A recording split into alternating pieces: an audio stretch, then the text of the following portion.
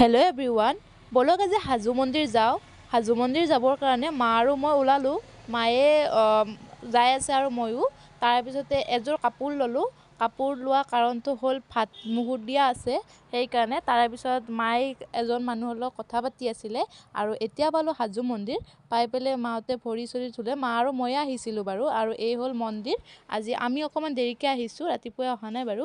তাৰে পিছতে এই হ'ল চাকি তাকি আমি দি ল'লোঁ। দি লৈ পেলাই আৰু আমি যোৱাত দেৰি হৈছে, 1মান বাজি গৈছে। তাৰে পিছতে অকণমান টাইম ঘূৰি চুৰি ভোগ খালোঁ আৰু ভোগত আছিলে দালি, নেমু আৰু এনেকৈ মিঠাই চিঠাই কিবা আছিলে। আৰু এই হ'ল ছোৱালীজনী যাৰ ভাত মুহুত দিয়া আছিলে। আৰু এনেকৈ আজি দিনটো পাৰ কৰিলোঁ।